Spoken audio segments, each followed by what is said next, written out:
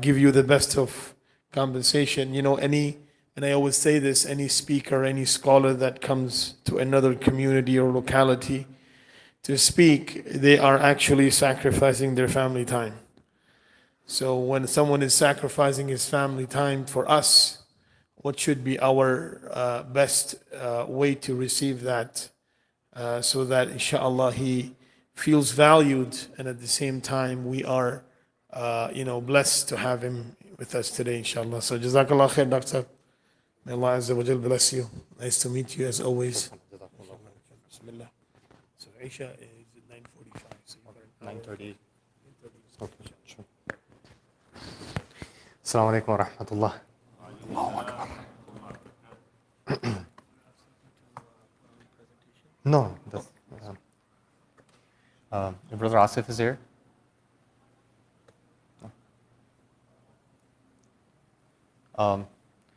Can any of the shabab, not the older people, shabab, young people can go and grab water bottle? Young people, old, okay. You thought you were young? No, I'm kidding. Okay. Bismillah, alhamdulillah, salatu wassalamu ala rasulillah wa ala alihi wa sahbihi wa ala amma ba'd. رب اشرح لي صدري ويسر لي أمري واحلل عقدة من لساني يفقهوا قولي واجعل لي وزيرا من أهلي آمين يا رب العالمين. First of all, I'm not giving Jummah khutbah, so it means I can talk. And I can talk more if I'll see you guys sleeping. Okay? So the rule is, whoever is sleeping, I will throw a question, inshallah. Okay? To wake you up. This topic, Fiqh of Family, is actually a class I am teaching. Last time I thought was in Massachusetts, when I was in Massachusetts, for almost 35 hours. 35 hours. And still we couldn't complete it. And now we are teaching this class in INT Masjid starting from next week, means after Labor Day weekend, every Thursday after Salatul Isha. Please come in with your family. It will go on every Thursday until December. Today, it will just be an appetizer. And I will try to cover those aspects which, if you attended my Jummah khutbah, that focus more towards parenting. Jazakumullah khair. No, that's Jazakumullah khair. Today, more focus will be on marital issues. But I just want to have a few disclaimers. Before we can start, first disclaimer is that if you have to give any topic today, title for today's topic, it will be Allah-centric marriage in an ungodly world. Allah-centric marriage in an ungodly world. And I'll tell you what it means. We live in a pretty Islamic society or pretty secular society? What do you think? Secular society. Is this society geared towards more Islamic value or antitheistic value or atheistic value? Atheistic or antitheistic value, right? Where entire society is trying to embrace God-given divine guidance, or they are trying to go away from God-given guidance? Okay, so there is muttafaq alayh, right? All the Abu Hanifa and Imam Malik and Imam Shafi and Imam Ahmad, and everyone agree, right? Okay. So much so that they have reduced God's role or the category of religion to just masajid and churches and synagogues, right? As we Muslims, we are living in America and we are trying to cope up with this society, we should know that the Western society, and obviously American society, if you want to focus here, is highly materialistic culture, which doesn't pay attention to the soul and the spirit. Do you agree? You know, I actually mentioned today in Jummah khutbah, one of these scholars, Sheikh Abul Hassan Ali Nadwi. How many of you know him? Sheikh Abul Hassan Ali Nadwi, raise your hand. Alimiya scholar. No one? Just check out. Urdu, Arabic, his books are being translated in English. Amazing scholar. He passed away in 1999, born in India. I did actually a podcast about him in Blogging Theology. If you have time, just go and check how he's relevant for us in America as a Muslim. He came to America in 1977. This first and last time he came to America. And he visited Harvard and Princeton and different universities and different masajid back in the days. And then someone asked him, what do you think about the civilization in America and the people you meet in America? I think he was in Chicago or in Massachusetts that time. He said something very interesting. He says, قَدْ رَأَيْتُ كُلَّ شَيْءٍ فِي أَمْرِيكَ إِلَّا الْإِنسَانِ. He says, I saw everything in America except human being. Did you get it? People ask how. He said, because I have seen so many people running back and forth for job, for work, for school, but I don't see any spiritual nourishment. And we in Islam, we don't define human being, insan, only with the physical body. We define insan as body and soul, ruh.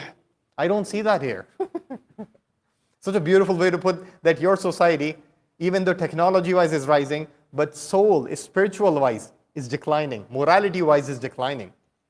And that is what we need to do, because subhanAllah, we can easily get mesmerized with the technology and science. Obviously, we are leading the world from that angle. But from the ethical morality angle, we have so much to offer to this society because of our divine guidance. But with defeatist mentality, we will going to take everything or leave everything. This is something which we need to learn from the legacy of Sheikh Abul Hasan Nadwi and likes of him. Okay, now let's start, inshallah. You know, as we say that we are living in a secular society, I'm trying to come on the marriage. Is the God and the concept of God removed from the politics in the West? Yes or no? Okay. Politics became more violent or no? Last 125 years were the most secular for the Western country, yes or no? Yes? Last 125 years were the most secular for the West, yes or no? Okay. How many people died in last 125 years in the Western countries on non-religious war? Give me any numbers. Everyone agree last 125 years were the most secular, the most least religious from the political angle in the Western society, right? How many people died in 125 years in the non-religious wars by the West? Come on, just do the math of First World War and Second World War. It was a nationalism, right? William Kavanagh, not a sheikh, not a Maulvi, a Catholic researcher, said in his book, The Myth of Religious Violence, 70 to 110 million people died. How much? 70 to 110 million people died in last 125 years in non-religious wars. And yet they will tell you, religion means violence, secular means good. Right? Go and read his book, Myth of Religious Violence. He just uncovered everything from obviously from his angle. Okay, let's talk about economics. Do we apply God, whether from the biblical guidance or from the Quranic guidance? Anything. In the economics, the answer is no, right? Do we have economic struggles right now? Absolutely. Now let's take the social life. Our marriages and family structures are falling apart, yes or no? Once you start reducing the divine guidance, whether coming from the, obviously, whether from the biblical guidance or from the, if you go to Muslim countries, you see same thing is happening from the Islamic angle. You see one pattern that whenever human element will come to the areas where there is no divine guidance, there will be a lot of violence. A lot of violence. I'll tell you something very interesting, subhanAllah. Okay, in England, before we can start, this is very important. How many kids were born without marriage in 1960? Wait, anyone give me any numbers in terms of percentage? In England, UK, how many kids were born without marriage in around 1960? Give me any numbers, brothers. 9%. 9%. That's the statistics. 2019, almost 50 years after, the same group did the research. In England, how many kids now in 2019 are born without marriage? 51%. It should give you goosebumps if you are a God-fearing person. How many? 51%, means half of the population now is born without marriage, without wedlock. Go and read the book Louis Perry, The Case Against Sexual Revolution. I don't have time to give you all these statistics. Ask me, inshallah, after the program. Okay, in America, just do CDC reporting. Don't even go and buy some book on Amazon. CDC website. We have made it very efficient, professional way to look at the disasters of the social life. Almost 45 to 55%, depending on different states, are born without marriage. 2 years back. Did you see something? Once you start taking the guidance from human element without taking any guidance from God, you will going to have disaster, especially in the areas where you should have taken guidance from the God. And now let's understand the Islamic perspective. See, Islam ties everything together. Man-woman relationship, love, marriage, reproduction. Islam tied together, yes or no? And Islam tied together in a divine guidance. The problem is West have thrown divine guidance away and we believe in individualism. So now love between man and woman, relationship between man and man, woman and woman, and then reproduction, marriage, everything is independent now. The man and woman relationship have become actually a discussion of choice and freedom now. So you cannot even talk about that. 50, 60 years ago in this country, it was a stigma or taboo if you were going to speak about having kids before marriage. Now it's just a matter of choice. What is choice? It's just in this matter, the choice is just a manifestation of arrogance. Don't correct me, don't advise me, it's my choice. Right?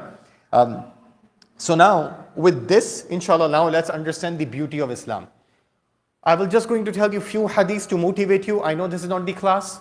I don't want to go into the academic fiqh detail. For more detail, you have to come into our Thursday classes, Fiqh of Family, in INT Masjid. Today, we're just going to take the few hadiths which will motivate us how to be a good husband, how to be a good wife, how to spend time with family, inshallah. But you will see one pattern in all these hadith, that everything Rasulullah is tying family relationship to Allah subhanahu wa ta'ala. Okay? This is very important. Before that, one or two disclaimers. I would say one of the problem about speaking about social topics or social issues is that do not idolize these speakers. Please, do not idolize these speakers. If I'm giving you about a few hadiths about how to be a nice husband, how to be a nice wife, I give a khutbah about parenting, do not assume that I'm the ideal father, or I'm the ideal husband, or I'm the ideal wife if a sister is speaking, let's say. That's a problem, and you guys have seen the consequences over and over and over again. Actually, many a times, we speaker, we might have more problem than you. But we know more, we don't act more. There's a difference, right? So just make dua for us. If you want to give anything of khair, make dua for us, but don't idolize us. If you want to idolize or maybe think about a perfect case scenario, then think about who? Rasulullah sallallahu alaihi wasallam. If you want to completely blindly follow anyone, then we have to follow his practical life, his marriage life. Because Rasulullah sallallahu alaihi wasallam, we could not expect from him sallallahu alaihi wasallam that he would say something, but he would not do that.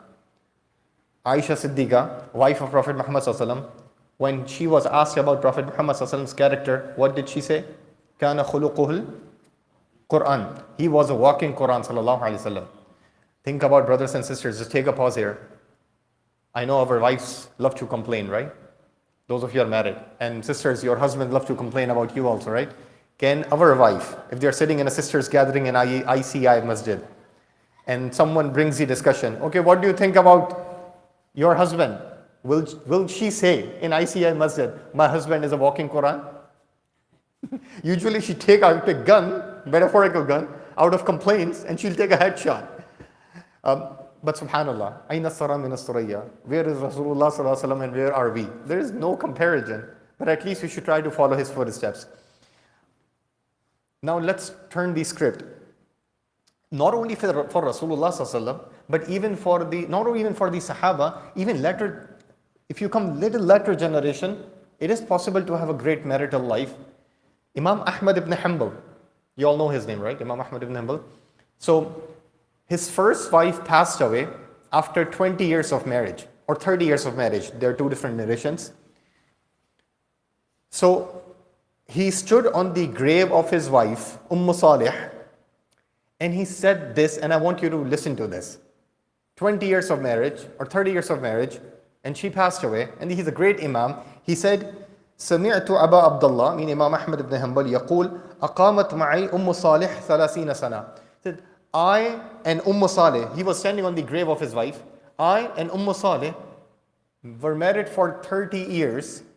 فما اختلفت أنا وهي في كلمة. And we never had a huge disagreement on a single issue. Allahu Akbar. You know why I'm telling you this? Aisha is saying Rasulullah was a walking Quran. Imam Ahmad is saying my wife was incredible. good marital life is possible. You know, we are surrounded by social media, WhatsApp. When people are having good marital life, you won't listen. And you should not listen about their privacy. But when they are having abusive marriage, soon you are going to listen. Something in your khala, in your family, an auntie in the community, an uncle making Facebook posts, random YouTube videos are coming out here and there. But you have a traumatic experience before even you go into the marriage. We should not take these people example. There are real issues going on. May Allah help the people who are being oppressed, and we should support them as much as we can. But for our inspiration, we should take our inspiration from Rasulullah Sallallahu Alaihi Wasallam and Sahaba and early scholars, because that's where we have transparency. Is that clear? Okay, now let's start inshallah. First hadith. Whatever I'm going to say, I'll bring Sahih hadith inshallah. You can ask me for the reference afterwards inshallah. First, one of the things which Rasulullah Sallallahu Alaihi Wasallam advised to both the husbands and wife is that he advised Sallallahu Alaihi Wasallam, in your marriage will going to flourish if you will going to bring Allah Subhanahu wa Ta'ala in your marriage. On top of that, try to spend time together. Remember this. So I'll quote you one hadith. Listen to this hadith. It's a very beautiful hadith. He said, رحم الله رجلا قام من الليل فصلى وأيقظ امرأته فإن نبت نضح في وجهها الماء. Rasulullah Sallallahu Alaihi Wasallam said, and how many of you are married here? Raise your hand. Okay, the rest are masakeen. Okay. May Allah subhanahu wa ta'ala preserve your marriages, and those who are single and ready to mingle in a halal way, inshallah. May Allah subhanahu wa ta'ala give you righteous spouse, inshallah ta'ala. Ameen ya Rabb. Allah subhanahu wa ta'ala said this first for the husband, Rasulullah said this first for the husband and then for the wife. He said, may Allah have special mercy on that husband, qama min al-layli, who wakes up for tahajjud, fasalla, and he prays. Okay? May Allah have mercy on that husband who wakes up at night, he prays tahajjud, fasalla, wa ayqadha imra'atahu. And then he does what? If he wants a special mercy, he's not praying and he's sleeping back. He's praying, but then he wakes up his wife. Very important. When wife or husband are sleeping and you wake them, will they love you or hate you usually? They are in sleep. فَإِنْ أَبَتْ. So this husband, who have a mercy of Allah, he wakes up, he prays, and then he wakes his wife up. His wife says, I'm sleeping. فَإِنْ أَبَتْ. If she rejects, if she denies, if she doesn't wake up,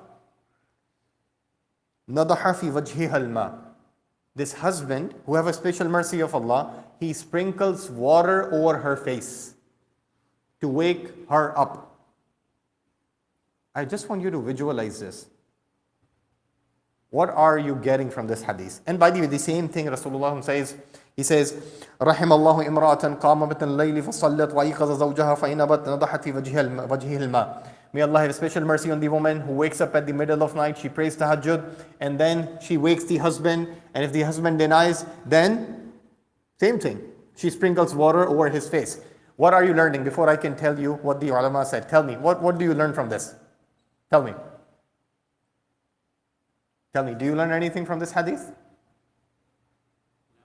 No? Love, mashallah. This is real love. You don't have only the materialistic love. You know, I told you this society is very materialistic. This is called a spiritual love.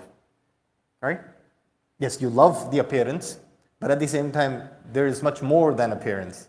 The akhlaq, the character, the long-term commitment, not only this dunya and akhirah have to take you. But there is one more thing in this context, in the Western context. Please pay attention. This is a very difficult concept. I hope I can explain it clearly. When husband wakes up wife, or when wife wakes up husband, they have a right to say, if you look from the Western context, it's my body, my choice. Have you heard this before somewhere? Oh, you have heard this, right? If I want, I will pray.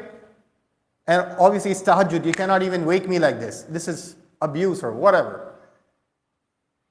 Did he or did she wake the other spouse for their own personal needs or for Allah subhanahu wa ta'ala? Husband doesn't want to eat biryani, wife doesn't want to go to the, let's say, some restaurant, they want to pray. If you are waking other person up, even so much so that you are taking them out of the comfort zone, but not for your own need, for Allah subhanahu wa ta'ala, then this should be celebrated in Muslim family. Is that clear? This is very important. Some problems in our family life and larger family marital issues happen because we don't have proper perspective. Oh, he's asking me to do this, she's asking me to do this. Habibi, what's the outcome? If they are asking you to do for Allah subhanahu wa ta'ala, it's right, absolutely. That's why you were married. But if you don't have Allah subhanahu wa ta'ala, you put your own ego, then ego will blast. Why you're waking me up at 3:30 a.m.? Is that clear? This is very important. And Rasulullah celebrated so much so that Allah will have a special mercy on that husband, a special mercy on the wife, if you will do this. If you will take your husband, take your wife out of the comfort zone to bring them close to Allah subhanahu wa ta'ala. Praying tahajjud is obligatory or mandatory, voluntary? Voluntary. So this will be more when it comes to the obligatory acts, right? So this is a reminder that husband and wife have to help each other in terms of growing their relationship with Allah subhanahu wa ta'ala. One more thing we're learning from this hadith. There's so many things, subhanAllah. One more thing. Rasulullah sallallahu alaihi wasallam did not want us to grow, to have individual relationship with Allah subhanahu wa ta'ala and disregarding our spouse. Because this will bring a spiritual incompatibility in marriage. Can you imagine 5 years down the road and one husband or wife becomes practicing and the other one is not practicing? There will be marital discords issue. Rasulullah says, Allah will have special mercy on you if you're praying tahajjud but then waking your wife up and waking your husband up for the wives. Both of you need to grow together because strong family eventually will give a strong community. So many lessons. How to apply this in our life. Thursday night comes, now we are on Friday. Let's say it's before Maghrib. You remind your spouse, Habibi, did you recite Surah Kahf? Monday, let's fast together. Saturday night is coming. Let's wake up for 4:30 for tahajjud. Only 2 rak'ah. Wallahi, all these are practical reflections, subhanAllah. Whenever I backbite in my family, in family gatherings you socialize and you backbite a lot. You know this? You have to remind me that actually I was gossiping and tarnishing the reputation of each other. You become the mirror of each other. You're helping each other. You're reflecting this hadith. Is that clear? May Allah subhanahu wa ta'ala give us the ability to remove our ego and put Him as a center in our marriage. Ameen ya Rabb. Okay, second hadith. There's actually a beautiful, there's so many hadiths. I don't know how much time I have because I want to take a Q&A and we'll finish at 9:30 as I promised with Sheikh Asif. But second is, whenever husband and wife are trying to improve their relationship, they should have a realistic expectation.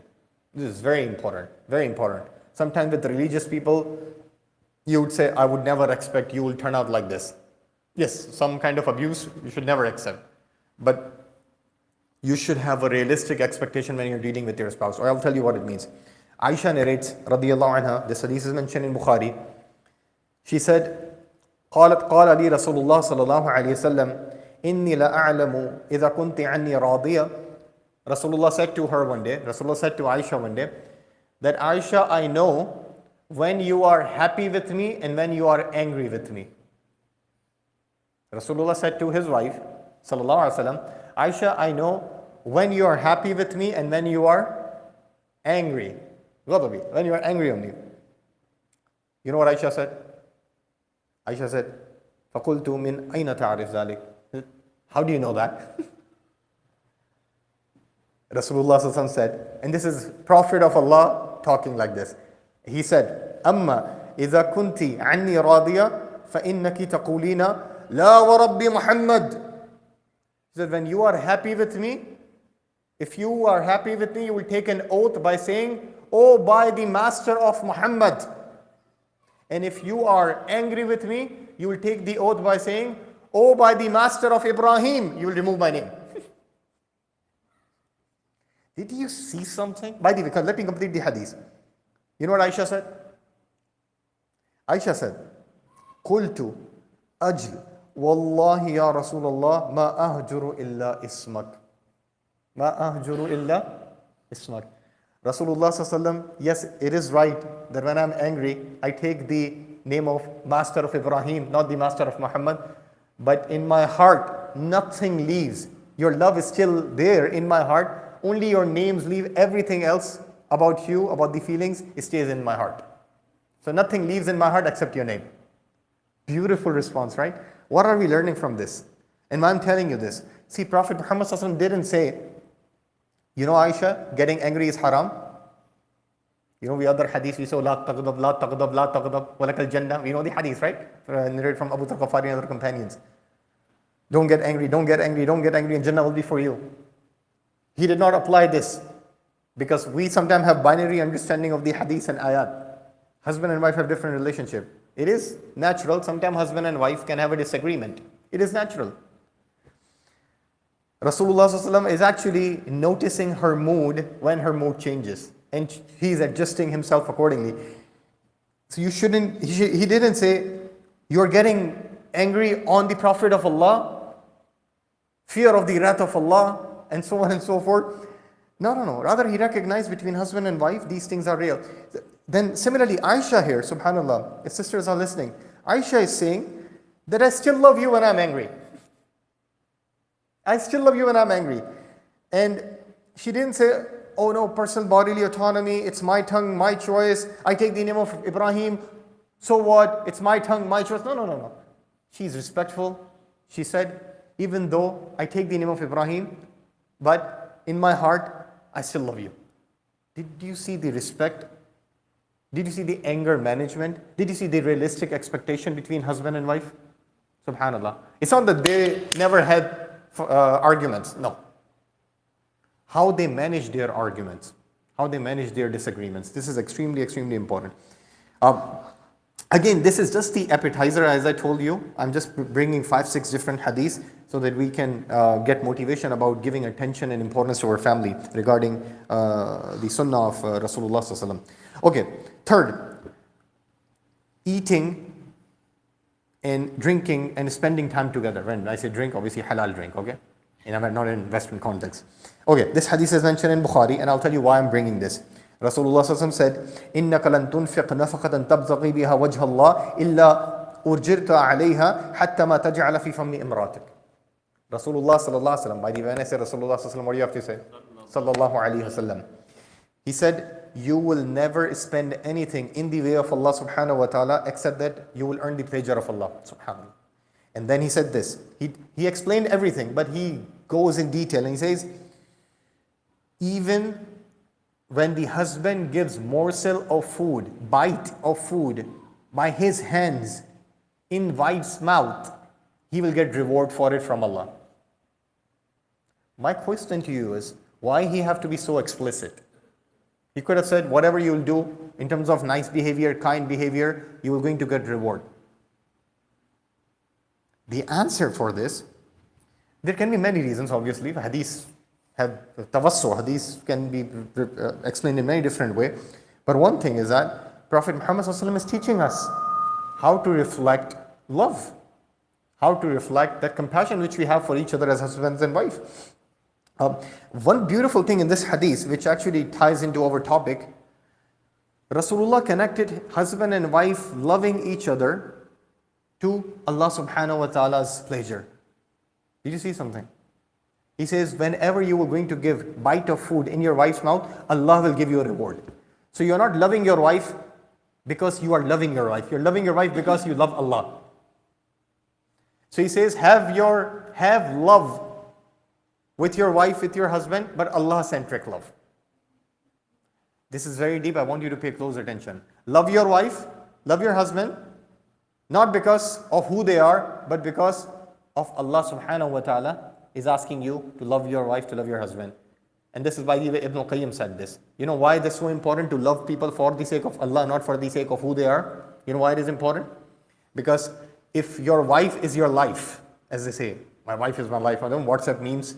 If your wife is your life, or if your husband is your life sister, you know what will going to happen? God forbid if they ditch you, if they turn out to be a rebellious spouse, then it will be really difficult for you to move on. But if your love for your husband, for your wife, for your kids, for your parents is for Allah subhanahu wa ta'ala, then God forbid, even if they go away, you have Allah subhanahu wa ta'ala at your back. It will be easy to control yourself and your emotions. Subhanallah. I'll give you one more example my teacher gives all the time. Let's say if you're loving your spouse for the sake of Allah. In the morning, your husband wakes up, sister, or your wives wake up, and he or she start yelling or screaming for small reasons. If you are loving your spouse for Allah subhanahu wa ta'ala, you will not see your spouse screaming. You will see Allah subhanahu wa ta'ala through your screaming spouse, that Allah is testing me. This is the first test in the morning through my spouse. And I will pass this exam. Allah is testing me. But if you have not Allah-centric love for your spouse, if you remove Allah, your ego will come in the middle. And then small things, your husband or your wife will scream, and then things will blow out of proportion. It happens all the time, right? Love your spouse for the sake of Allah subhanahu wa ta'ala. Is that clear? You are giving the rights because Allah subhanahu wa ta'ala have asked you to be nice spouse. And I'm not saying don't just tolerate abuse and keep tolerating violence. No. But I'm just quoting you the ahadith that there can be a respectful relationship on both the angle. Okay. By the way, I know that we are living in a subhanallah very difficult life. Pre-industrial revolution, husband and wife used to eat 3 times a day or 2 times a day, right?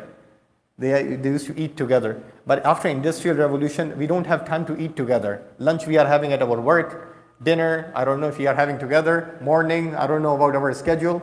Usually, we don't have time to share meal together as a husband and wife.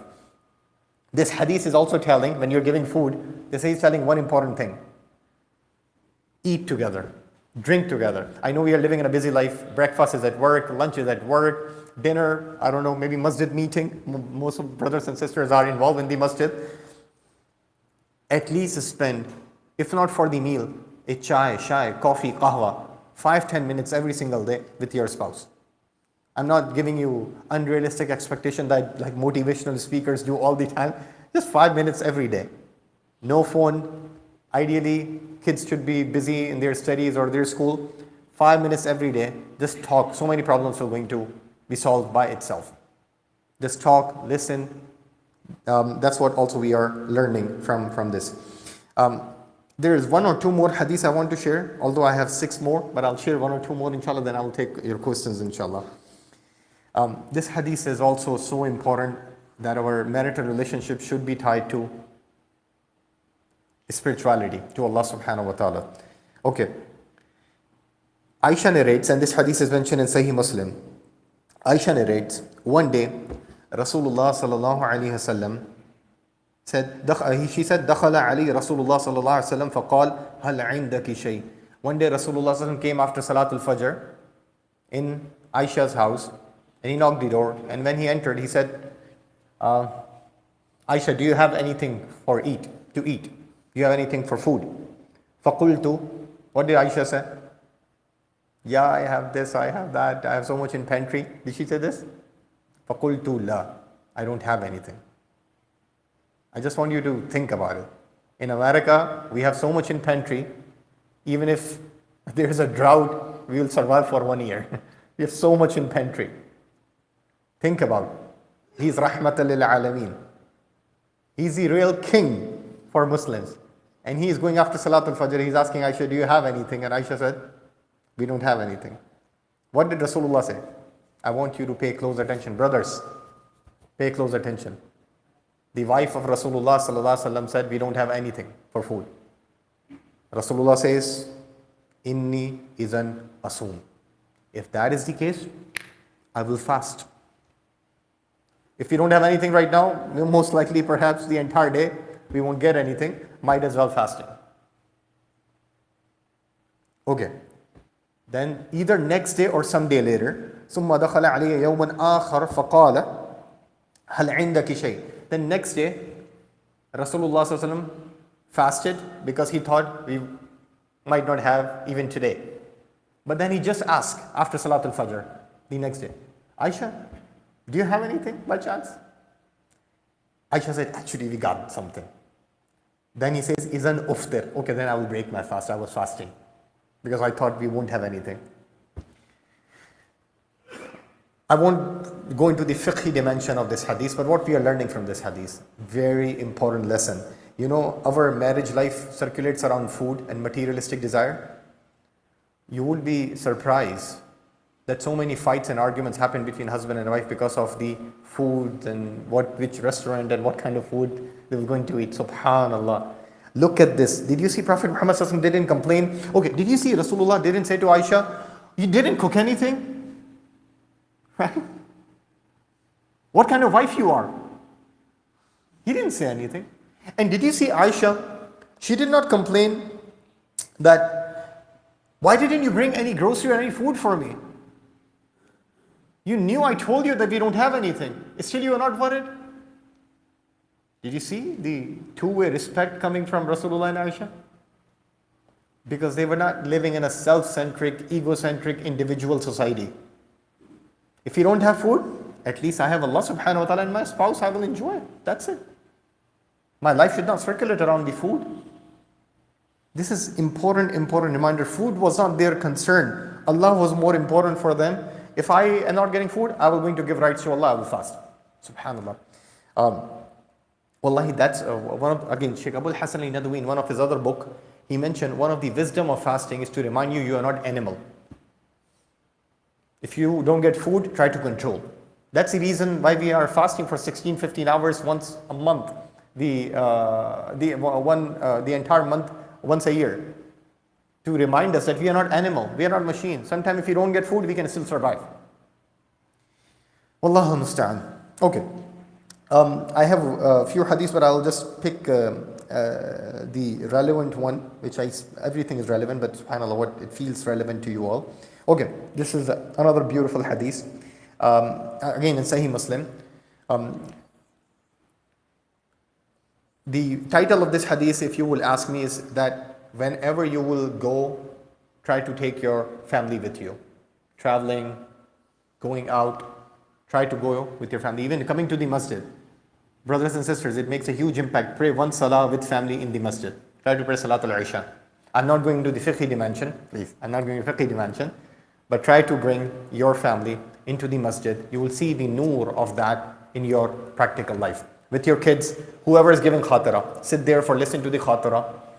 And then eventually you're going to see the noor coming out and having an impact in your family. Okay, so the hadith for this, by the way, why I'm telling you this, we are living in a very individualistic society. Guys want to go in boys only party, and sisters, even after marriage, they have sisters only party. And sometimes it's good to have this party, but subhanAllah, sometimes we don't appreciate that husband and wife, they need to spend time together. So listen to this hadith. Anas radiallahu anhu reports, Sahih Muslim, that Anna jaran li Rasulullah sallallahu alaihi wasallam Farisiyan. Rasulullah sallallahu alaihi wasallam had a Persian neighbor, Farsi Persian neighbor. And then he knew Rasulullah loved soup, so he made soup. Fasana ali Rasulullah sallallahu alaihi wasallam. So he made soup for Rasulullah sallallahu alaihi wasallam. Thumma ja'a yad'u, and one day he invited the Rasulullah, I made a soup for you, please come and have some soup in my house. Rasulullah loved soup. Now what happens? Faqal, did he go by himself?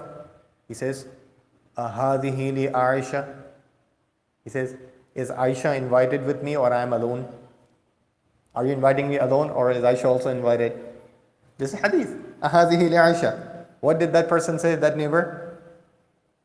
He did not think that Rasulullah want Aisha to be invited. So he said, no, only you are invited. Nothing disrespectful, but I only invited you. Rasulullah said, no, I'm not going then. Second day, same thing happened. Rasulullah said, no, if Aisha is not invited. Third day, he made soup and he says, you and Aisha both are invited. Then Rasulullah says, okay, then we are coming. And then they both went and then they had soup. This is mentioned in Sahih Muslim. What are we learning from this? This is so many things, but I will just quote Imam Nawawi. He said in the commentary of this hadith, he said, the Prophet ﷺ disliked attending a special meal without his wife. And this is the beauty of the marital life, subhanAllah, if you are living a prophetic marital life, subhanAllah. If after marriage, the individualism should end. Before marriage it should end, but I'm saying after marriage you are not individual. Zawj means other half. So after marriage, both of you should try to spend time together, even going out together to pray And even for the work of activism, volunteer, you should try to get involved as much as you can, because now you are part of family. This is extremely, extremely important, subhanAllah. The last thing, inshallah, before we can end, and there's so many hadiths, subhanAllah, but just one more thing, is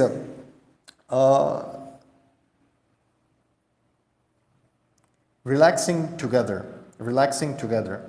Back in the days, I don't know what's the example today, because most of these sports these days include vulgarity, obscenity, shame. So it might not be good to give an analogy of sports or games when you think about today's sports, and I'm talking about Rasulullah's time. It's not a good analogy, because times have changed so much. But I'll tell you the hadith as it is, and then you can apply that, inshallah ta'ala. This hadith is mentioned Bukhari, Muslim, Nisai, in different narrations are there. I'll just mention one narration. And I'll quote you Imam Ahmad ibn Hanbal narration, Musnad Ahmad. So he said, the hadith says, the Abyssinians were playing with shields and spears in Masjid an-Nabawi. Abyssinians were playing with shields and spears. Aisha asked Prophet Muhammad sallallahu alaihi wasallam, or he asked me. Both the narrations are there. Okay, either Aisha asked Rasulullah or Rasulullah asked Aisha whether she would like to watch them playing while she is in her room. So Rasulullah is asking Aisha that whether you would like to see them playing from the room. So Aisha said, yes. And then Prophet Muhammad sallallahu removed the curtain, and I just want you to pay close attention to this. نعم فأقامني وراءه خدي على خده. And then Prophet Muhammad ﷺ made me stand behind him. Curtain is removed. He made me stand behind him while my cheek was touching Prophet Muhammad's cheek. They could have said, okay, we both will see from this different angle. Right? This is why we know the so much inner details of the life of Rasulullah sallallahu alaihi wasallam. Why? Rasulullah is teaching us. Halal relationship, try to build that. If you were going to beautify halal relationship, then haram won't be glamorized. This is a very beautiful point, subhanAllah, which we are learning from our mother. And the Prophet ﷺ was saying, the hadith continues, but subhanAllah, we are learning something. Imam Ahmad ibn Hanbal, rahimahullah, in his hadith version, he actually added, and he says, so Prophet Muhammad continued and he says, لِتَعْلَمَ يَهُودُ أَنَّ فِي دِينِنَا فُسْحَةً إِنِّي أُرْسِلْتُ بِحَنِيفَةٍ سَمْحًا. Rasulullah said this, sallallahu alaihi wasallam, in the version of Musnad Ahmad. The Jewish community in Medina, who are very ritualistic and very rigid, is that the Jewish community in Medina should know that in our religion, in our Islam, there is time for relaxation. And I was sent, Prophet Muhammad is saying, I was sent with a monotheistic and an easy religion, easy path, where we have time for relaxation and we have time to connecting to Allah subhanahu wa ta'ala. This is a human element of Rasulullah sallallahu alaihi wasallam and the mothers of the believers. There's so many other hadiths, but I will just end here, inshallah, so we can take some questions, inshallah. I ask Allah subhanahu wa ta'ala to improve our married life. Those who are struggling in their marital life, may Allah subhanahu wa ta'ala fix their issue, inshallah. If their issue is beyond fixation, then Allah subhanahu wa ta'ala make it easy for them so that they can restart their life, both of them, inshallah ta'ala. Just one thing before we can take your questions, if there is any. I have given these kinds of talk in multiple places, in many different times. I know what can happen in Q&A. Maybe some husbands and some wife, means all of you, maybe are having argument before coming to this program. And then you will ask me the question to demonize your wife. Or sister will ask me the question to demonize her husband.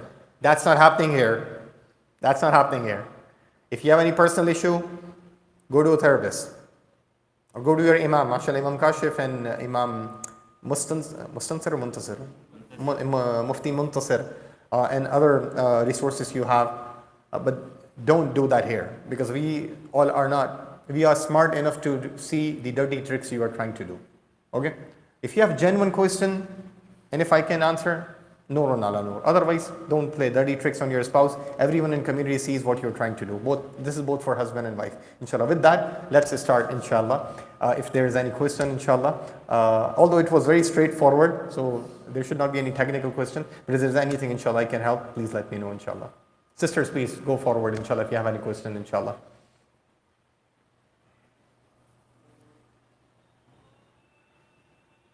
Yeah. Yeah? Sorry? Oh, they don't have a mic? Sister, you have a mic? You don't have a mic? So how you will send questions? We have a question. We have the other one. It's in the back. Brothers, you are in trouble. Sisters have a lot of questions. Yeah. Let's take the time from them. Brothers, while they are getting mic, do you have any question? Usually I bring my daughter and she usually stays in sister and she could be the messenger, but today we just came last week. She's having jet lag, so subhanAllah. Any question from here while we get from sisters? Yeah, books, mashallah. I would say if you can come, please come in our Fiqh family. It's free with family every Thursday, starting from September 4th. I think September 4th is Thursday. The entire fall semester, every Thursday after Salatul Maghrib, between Maghrib to Isha, we'll have this class. It starts from premarital issues and how to do marriage, rights and obligations of husband and wife, then the marital discords, in-laws, big issues, subhanAllah, in our communities, how to respect, how to know the boundaries of each other.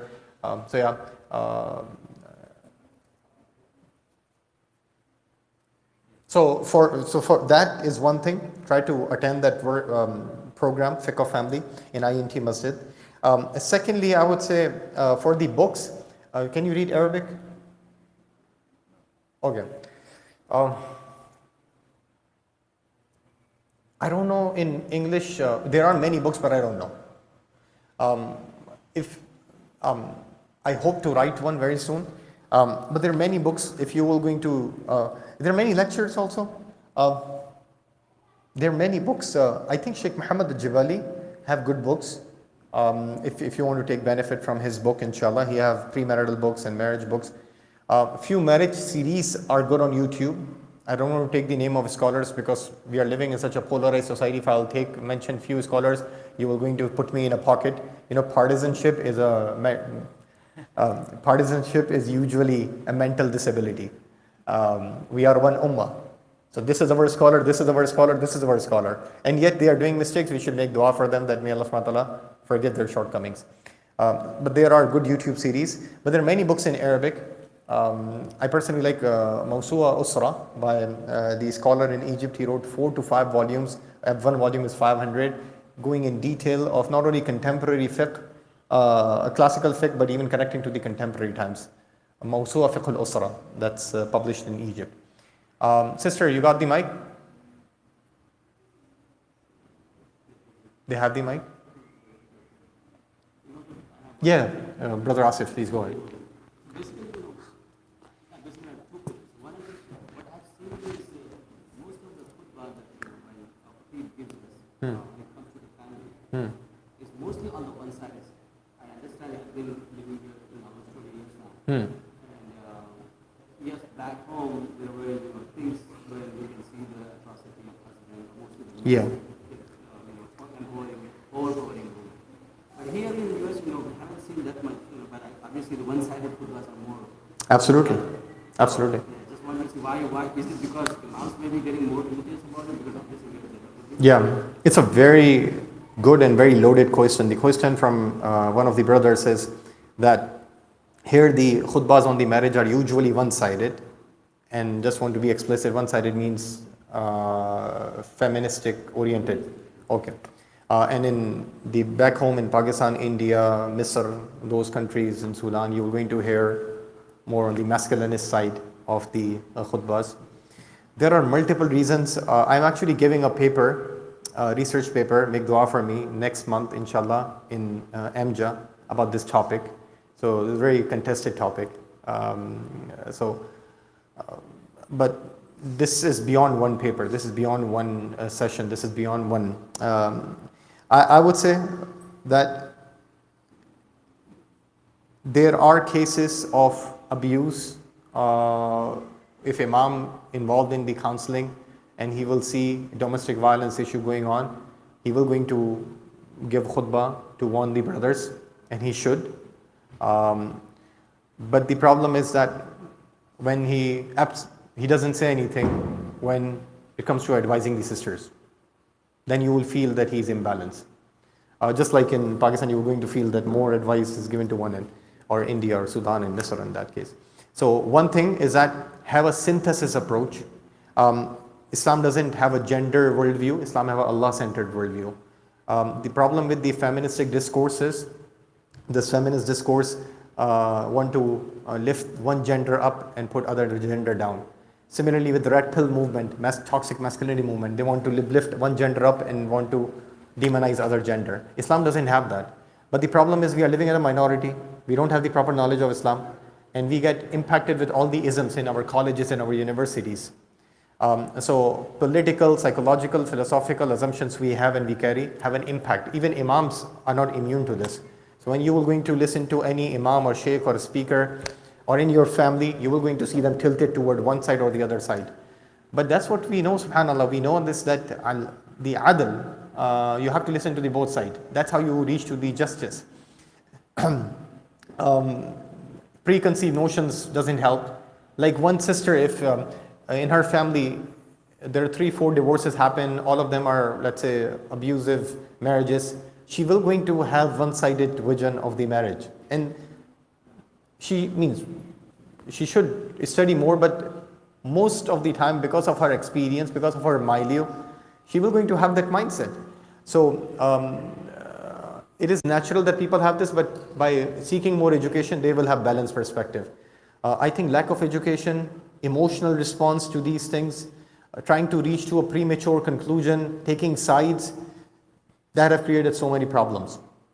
So yes, we should speak about the rights of husband as it is, and we should speak about the rights of wife as it is, without changing. Yes, we should be wise in our tone. We are not in Saudi, we are not in Egypt, we are not in Sudan, we are in the Western world, so we have to use the intellectual jargons as it is, but we don't have to change the content of the message.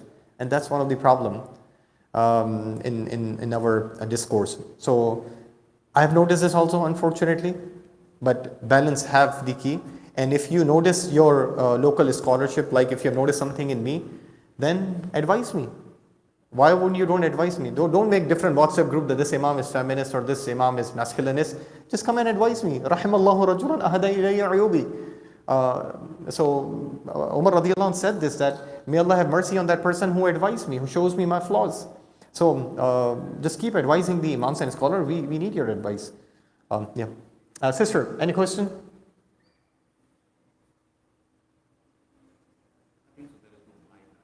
They got the mic, but I couldn't hear. Hello. Yes, sister, I can hear you now.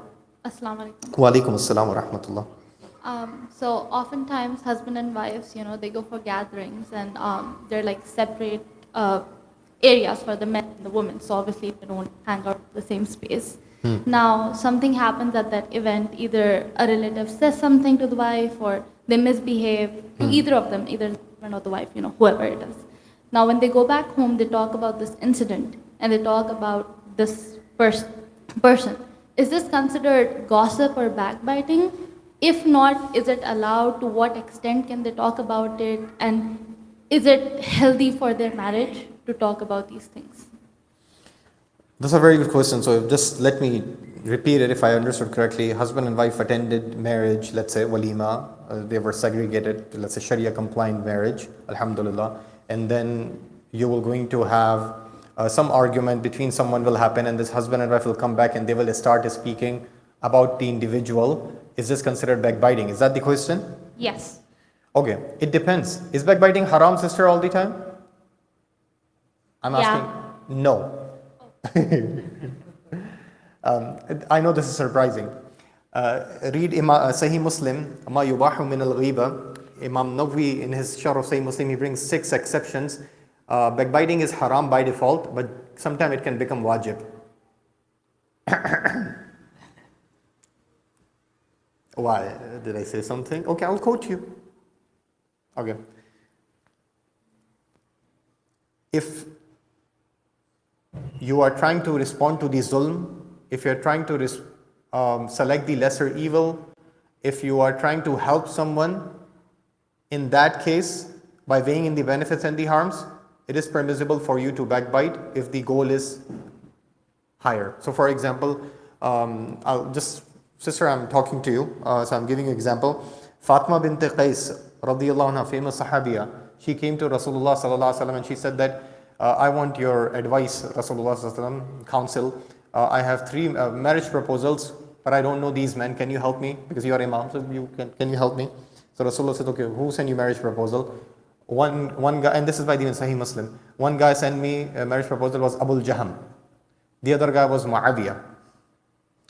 Rasulullah sallallahu alaihi wasallam said to Fatima bint Qais, as far as Abu Jaham, he is a physically abusive man. He beats his wife. As far as Muawiyah, you are from a very rich background, he is poor companion. Go and marry Usama ibn Zayd. And then she said, I married Usama ibn Zayd following the advice of Rasulullah. I was very happy. But my question to you is, sister, did Rasulullah, can we say, na'udhu billah, did Rasulullah backbited Abu Jaham and Muawiyah? The answer is no. The answer is Rasulullah here was helping this woman to make a decision. Is that clear? And based on this and other ahadith, scholars like Imam Nawawi, giants, Imam Nawawi, have said that there are exceptions to ghiba and backbiting. So if that husband and wife are discussing something which will going to diffuse the situation instead of putting fuel,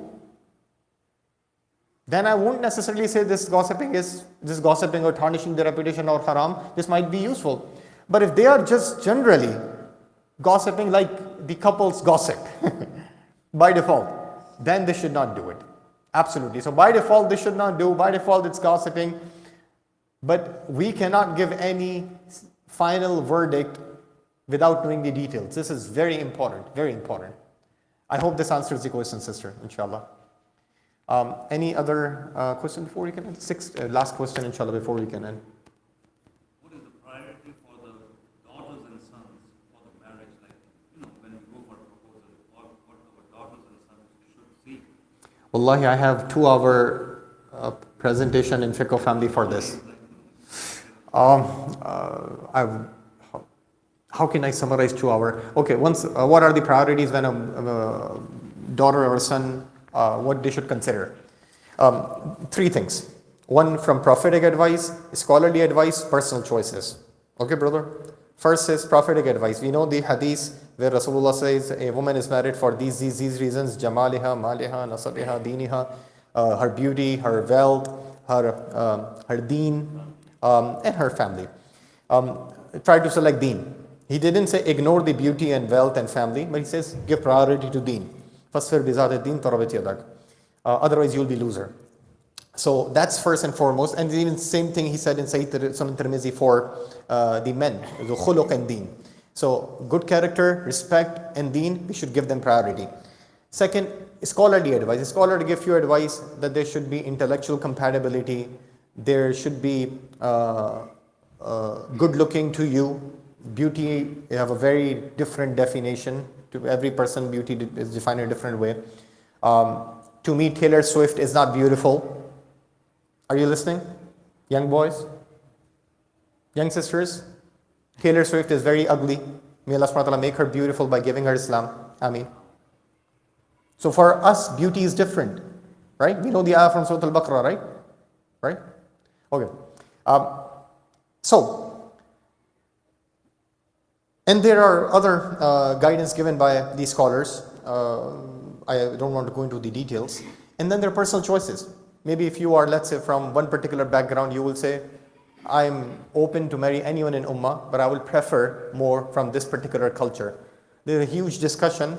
I would say, do not delay the marriage of your sons and daughters because you want to find an ideal person from the same zip code. Or they are from Karachi, I am from Lahore. No, I want someone from Karachi. No! This will come at the expense of zina. In zina, you don't have this ethnic racism. But if there is a choice, then having someone from the same culture does help from language, from cultural standpoint, compatibility. But we have to end this in our community because we are living in a mixed community. So if someone marries someone from a different culture, there should not be a problem because Sahabiya and Sahaba used to do this. And there are many examples I have in my classes. But based on these things, you are going to consider someone. And I would say just reduce the criteria for the secondary thing, primary thing. And then have plenty of criteria in the secondary thing. Primary thing is that, okay, I need, let's say brother is saying, I need someone who wears hijab, let's say. That should be primary.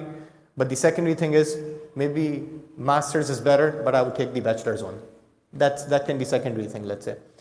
So have the priorities, build on these three foundations, and then inshallah move forward. And then ask dua, be open-minded. And then inshallah you will going to see Allah will make it easy. Come to that class. The first 4 classes are about that premarital issues. Sister, I have any question before we can end? Because I know that you have mic. Yes, this is the last question, brothers, inshallah. I'll be here after salah. Yes, sister. You hear me? No, sister, I can't hear you. Can you? Yes, I can hear. Yes, I can hear you now. Right. My question is, can we, Assalamu alaikum, Walaikum salam. for that beautiful advice. Just want to ask if we can apply the sprinkling of water for our kids, and when do you think it's feasible to do that or beneficial for them and us? Can you repeat the first part of the question? The sprinkling of water, if you're waking up somebody for salah, can we apply that To the kids? To the kids. What age do you think is applicable? Okay. Number 2, the advice you said concerning the scholars, if we can get like a link, it would really be helpful, because I know some people who come to the masjid and 1 or 2 issues that are said and they disagree with, they don't find a way to express it, they just stop coming to the masjid. So your second question was to how to find a spouse in the Muslim community? Or second question My was? second question is where a link where we can express. That you're interested. No, like when an imam or sheikh talks about something that you kind of feel is biased, where can you? Means how can you give feedback? Yes. Okay. Thank you. Jazakallah khair. And yeah, inshallah, we'll end with these 2, inshallah, answers. For first question, I don't know. That whether this hadith can be applied for the kids, I don't want to give premature response. These are the words of Prophet Muhammad sallallahu alaihi wasallam. What I think, I guess, doesn't matter here. This is talking about Islam. This is a big game here. I'm just the miskeen person. So I can confirm you, inshallah, by checking the books, whether this can be applied to non-spouse people like family. But by generally, the kids have to obey the parents, right? They have to obey the parents for 4 different dimensions.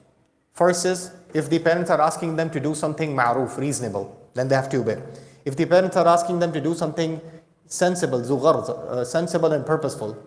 And then 4th, if parents are asking them, فِيمَا يَنْفَعُ وَلَا يَضُرُّ. If parents are asking them to do something beneficial and not harmful. Harmful for akhirah, harmful for dunya also. Is that clear? So, by waking your kids up, by even sprinkling water, let's say, or by pushing them, just wake up. Is it benefiting them from the dunya and akhirah perspective? The answer is yes. Right? Then you should go for it. This is general response. For the particular cases where, let's say, some kids are on the edge, there are, subhanAllah, some of the kids, teenagers are rebellious, may Allah bring them back. They even start having resentment to Islam. So for them, you have to be very careful about pushing for small things, and maybe you will push them away from Islam. So take this general response that yes, it's permissible, but do not apply this in all the cases, because every case is different, and try to make priorities, because you or the parent there is at the best level to make that small level of ijtihad at that particular situation. So you know the ground realities, inshallah. Second, how to give feedback to the scholar. There are many different ways. You can come to the imam, you can email the imam. I would say be direct, whether in email, instead of trying to communicate with 10 different forums, because eventually 10 different people will see the flaws of the imam. Obviously follow gender interaction guidelines, whether it's imam or non-imam person, you have to follow those guidelines. But I think there are many different ways you can give the feedback to the imams and scholars and leaders, and you should give, because your feedback will going to bring balance in the discourse, because we are consistently talking to the brothers. So if you are going to give us feedback, then it will going to bring balance in our approach, inshallah ta'ala. Jazakumullahu khairan. Assalamu alaikum wa rahmatullah.